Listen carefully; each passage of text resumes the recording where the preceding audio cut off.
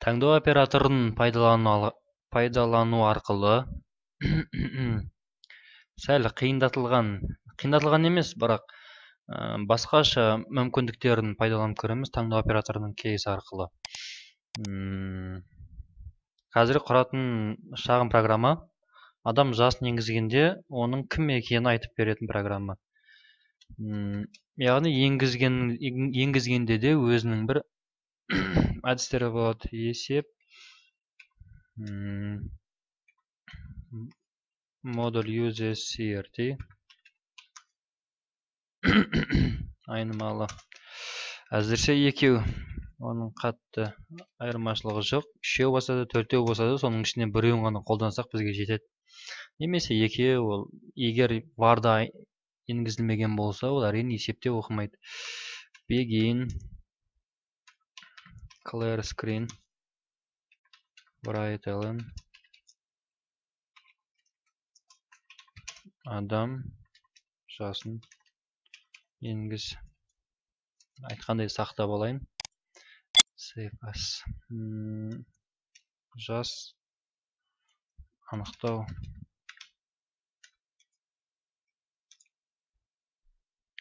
Енгіз операторы яғни типі integer. Таңдау оператор case of. Біз алдын 1, 2 деп жазған болатын болсақ, бұл жерде басқа мүмкіндіктер қарастыруға болады. Яғни мына санға дейін 0-ден 8-ге дейін. Write-ln жас сәби, сол сияқты. 9-дан 19-ға дейін болатын болса, write-ln бұл бізде мектеп оқушысы дегенді білдіреді. Сол сияқты кете береміз. Оқушысы, яғни осымен әзірше тоқтаймыз. Әйтпесе, яғни бізде 0-ден 19 жасқа дейінгі адамдар саны ғана бар. Біз соларды ғана біле аламыз не екен. Әйтпесе, write-ln бұл жас бізде жоқ. Бізде жоқ, әрине. End сөзімен аяқталады. Бұл кейсқа қатысты end. Одан кейін read-ln end. Қате жоқ шығар деп үміттенемін. Енгізу операторында апострофқа не үшін алғанымды білмеймін, бірақ алыппын. Ctrl F9, адам жасын енгізіңіз. Бізден 0-ден 19-ға дейін бар. 2 жас сәби, Ctrl F9. 18 мектеп оқушысы. Енді бізде мынандай шарт. Егер тазалау. Мен бір сан енгізетін болсам, сол санын енгізгеннен кейін маған 2 немесе одан да көп үлкен оператор орындау керек болатын болса ше, ол қалай болады?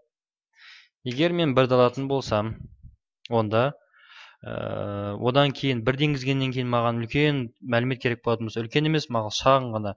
Мен енгізген санын квадратын экранға шығару керек болса ше, демек ол 2 немесе одан да көп оператор. Ондай жағдайда программа begin сөзінен басталып, end сөзімен аяқталады. Begin жақша, end жақша деп аталады.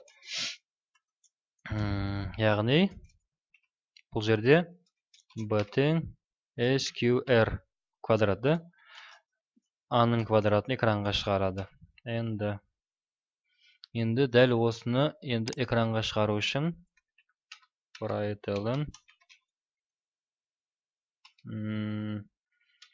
енгізген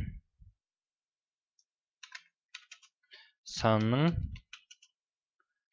квадраты тең өтір менде b-ға тең. Енді осыны көшіріп орындап көрейік.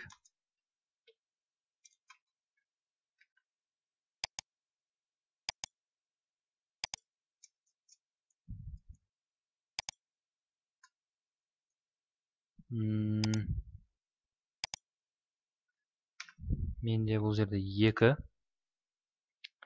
Ctrl F9. Адам жасын енгіз. Жарайды, біз бірді енгіземіз. Енгізген санның квадраты 1-ге тең. Ctrl F9. 2. Енгізген санның квадраты 4-ке тең. Және осы әдісті пайдалану арқылы не істеуге болады?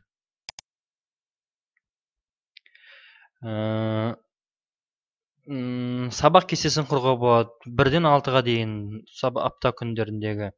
Мысалға 1-ді енгізгенде бегенің жақшасына 4 врайтылын жазып, дүйсенбі күні. Дүйсенбі сабақ кестесі. Бірінші сабақ мынау, екінші сабақ мынау, үшінші сабақ мынау. Және осылай 2-ні, 3-ті, 7-ні, 6-ға дейін беріп, 6-дан басқа else сөзінен кейін бұл күн демалыс немесе бұл күнгі сабақ кестесі болуы мүмкін емес деген есептерді құрып көруге болады.